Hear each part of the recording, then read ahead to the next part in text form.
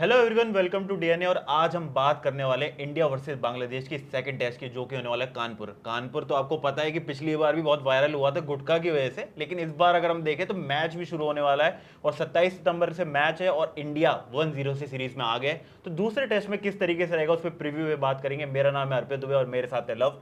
तो love, second test है। अगर हम ओवरऑल WTC में देखें तो न्यूजीलैंड से सीरीज से पहले टीम इंडिया के पास एक मौका है कि एक और सीरीज अपने नाम कर ले। 12 सीरीज का अभी तक रिकॉर्ड है, जो कि फोर्थ टीम इंडिया ने मतलब गड़ा रखा है कि होम सीरीज होगी तो हम ही जीतेंगे।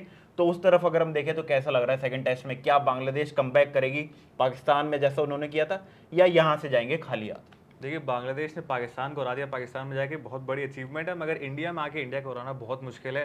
कानपुर मुझे लगता है इंडिया इस बार भी टेस्ट मैच अपने नाम करने वाली है। और बांग्लादेश का मुझे फिलहाल अभी तक जिस तरीके से पहला मैच हारी है, मुझे नहीं लगता है कि सेकंड मैच में उतना कमबैक कर पाएगी, और मुझे लगता है इंडिया के हाथ में मैच जाने वाला है। जो पहला मैच हमने देखा था कि बांग्लादेश ने जो फर्स्ट डे में सेकंड सेशन और फर्स्ट सेशन में दिखाया था, वहां से लग रहा था कि मैच अब इंटरेस्टिंग होगा, क्योंकि पहले ही 3 विकेट गिर चुके थे 34 रन पर। और 34 से अगर हमने देखा तो 6 विकेट्स भी दिख रहे थे हमें 124 पर। और वहां से फिर आती है एक अश्विन की एक हीरोइक इनिंग्स, और उनका 600 हमें देखने को मिला अपने ही होम ग्राउंड पर। और फिर फाइफर भी हमें सेकंड इनिंग्स में देखने को मिला। तो पूरा वो मैच जो था वो अश्विन के लिए गया था। और उसके बाद अश्विन का अगर बता दें आपको, MS धोनी का रिकॉर्ड उन्होंने इक्वल कर लिया है। MS जी। धोनी की भी 6 सेंचुरीज थी, अश्विन की भी 6 सेंचुरीज आ गई हैं। और मुझे लगता है अब ऋषभ पंत भी उसी राह पे निकल गए, सेंचुरीज तो बराबर हो गई है। अश्विन को हम अब MS धोनी से कंपेयर हाँ, करने बैटिंग को के मिल मामले रहा में है। कर सकते हैं आप, क्योंकि आप सेंचुरीज देखिए और पहली बार नहीं हुआ है। सिडनी में आप 2022 में अगर आपको याद होगा, जिस तरीके से वहां पे भी सेंचुरी मारी थी, हनुमा विहारी के साथ मैच बजाया था एक मैच, वहां पे भी अगर आपको याद हो, तो अश्विन कई बार टाइम बाय टाइम प्रूव करते आ रहे हैं अपने आप को। जी। और अश्विन के साथ साथ कुछ प्लेयर्स जो कंसर्न है उसको जरूर देखना होगा कि BGT या फिर हम जो बड़ा अगर हम सीरीज देखें तो न्यूजीलैंड की आने वाली है, तो उनके सामने एक जो प्लेयर्स हैं क्या वो तैयार है? तो उसमें नाम आता है KL राहुल, विराट कोहली, और साथ ही साथ में अगर हम तीसरा नाम लें तो शुभमन गिल, जो हमेशा रडार में रहते हैं। पिछली बार हमने देखने को मिला कि उन्होंने टेस्ट के जो सेकंड इनिंग्स में पहला सेंचुरी हमें देखने को मिला उनका। लेकिन उसके अलावा अगर हम देखें तो काफी ज्यादा बहुत ही ज्यादा अपसेट परफॉर्मेंस देखने को मिली है। पिछली सीरीज इंग्लैंड में हमने देखा था कि इंडिया वर्सेस इंग्लैंड में लास्ट मैच में उनकी बहुत ही अच्छी इनिंग्स आई थी, लेकिन उससे पहले पूरा फ्लॉप शो। शुभमन गिल थोड़ा फॉर्म तलाश हमने देखा था, एक IPL सीजन अच्छा गया था, वहां से थोड़े इनकी कह रहे थे कि प्रिंस ऑफ क्रिकेट, बट उसके बाद से चाहे टेस्ट की बात करिए, ODI की बात करिए, कोई बहुत एक्स्ट्रा ऑर्डिनरी इनिंग्स हमें इनको तरफ से देखने को नहीं मिली है। बट फिलहाल उम्मीद करेंगे सेकंड इनिंग्स में जिस तरीके से शतक आया है, आगे भी ये शतक लगातार मारते रहेंगे। और अभी BGT की तरफ भी हम देख रहे हैं कि शुभमन गिल वन डाउन, हमें मुझे लग रहा है कि अभी उनको मौका मिलने वाला है। सबसे बड़ा सवाल है लेकिन विराट कोहली की, उनकी टेस्ट सेंचुरी इस साल की बात करें तो एक भी नहीं आई है। और अभी पूरा जो टूर है उसमें देखने को मिलेगा, जिसमें 3 टेस्ट हमें न्यूजीलैंड से खेलने और 5 टेस्ट ऑस्ट्रेलिया। तो विराट कोहली के पास ओवरऑल देखें इस टेस्ट को मिला के 9 टेस्ट है। तो विराट कोहली अभी मुझे लगता है कि बाहर ज्यादा अच्छा खेलते हैं, वो अवे प्लेयर ज्यादा हैं। होम ग्राउंड पे कुछ ऐसा था ना, कुछ प्लेयर एक्स्ट्रा ऑर्डिनरी होते हैं, वो होम ग्राउंड पे परफॉर्म भले ही उतना अच्छा ना करे, बट अवे पे आप विराट कोहली पे डेफिनेटली रिलाई कर सकते हैं। और इवन ऑस्ट्रेलिया की बात करें तो वहां पर है, लेकिन मुझे लगता है कि उनको स्पिन के सामने जो दिक्कतें आती है वो उनको फेस करनी चाहिए। और यहाँ पर एक मतलब डेडी 100 हमें देखने को मिल सकता है सेकंड टेस्ट में। बहुत ज्यादा प्रैक्टिस भी वो कर रहे हैं। बिल्कुल। और तीसरा हमने जो नाम लिया वो है KL राहुल, जो कि इस टाइम पे सबसे बड़ा सवाल है कि गौतम गंभीर अपने साथ KL राहुल को लेके तो आ गए, लेकिन उसमें ये क्यों नहीं कि सरफराज जो कि अच्छा परफॉर्म कर रहे थे उनको बाहर बैठना पड़ रहा है। अभी अनचेंज रहेगी मेरे ख्याल से, KL राहुल को हटाएंगे नहीं इतनी जल्दी। गौतम गंभीर चेंजेस करते नहीं है,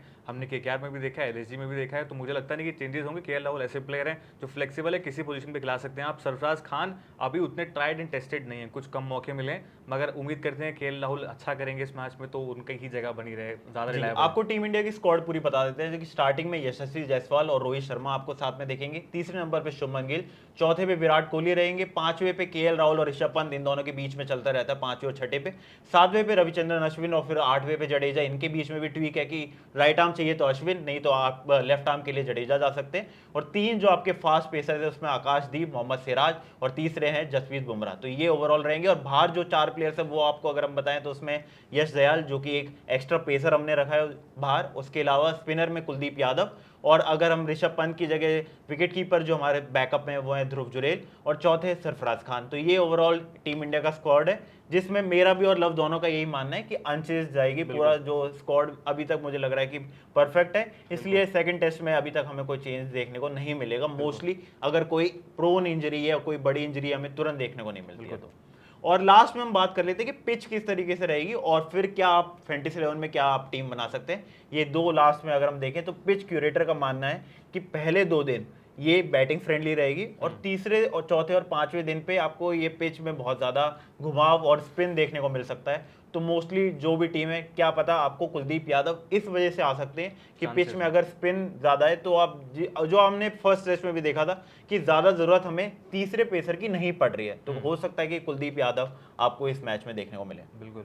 और लास्ट में अब अगर प्लेइंग 11 में आपको अगर देखें टीम इंडिया के अगर 5 या 6 प्लेयर चुनने हो तो वो कौन से होंगे, और बांग्लादेश के प्लेयर्स भी कौन से चुनने हैं, तो वो आप बता दीजिए कि आपको क्या लगता है कि ओवरऑल कौन कौन से प्लेयर्स हैं जो आप सिलेक्ट कर सकते हैं अपने लिए फैंटेसी 11 में। फैंटेसी में टॉप 3 प्लेयर के साथ जाऊंगा। मुझे लग रहा है इस बार जायसवाल के साथ जाऊंगा। अश्विन जिस तरीके के फॉर्म में है, बैट और बॉल दोनों से प्रोवाइड कर सकते हैं वो, जी। और शुभमन गिल मुझे लग रहा है इस मैच में कोई अच्छा करने वाले जी। हैं। और बांग्लादेश की बात करें तो नाहिद राणा के मुझे लग रहा है इस बार विकेट्स उनको थोड़े बहुत मिल सकते हैं। बाकी मुझे लगता है कि उनके अलावा मुझे मेहदी हसन मिराज और वेटरन दोनों अगर देखें तो उन्होंने अच्छा परफॉर्म किया था। शाकिब ने परफॉर्म किया था पाकिस्तान में, शाकिब और के भी साथ चांस में मुशफिकुर रहीम की बात करें तो उनका एक 100 भी हमें देखने को शांटो मिला का था। भी आप कह सकते हैं कि वो भी कप्तानी पारी की आप उम्मीद कर सकते हैं बहुत जल्दी जी, से और कप्तानी लास्ट पारी आ इनिंग्स में सकती हमें है। याद भी है कि उनके 79 रन आए थे, तो हो सकता है कि वो 79 से कन्वर्ट करके आपको इनिंग्स इस बार 100 देखने को मिल सकती है। तो ये कुछ टॉप पिक्स हैं जो आप फैंटेसी 11 में रख सकते हैं। आपको हमारे ये प्रीव्यू सेशन पसंद आया तो डीएनए को सब्सक्राइब और फॉलो करना ना भूलें। Thank you for watching DNA.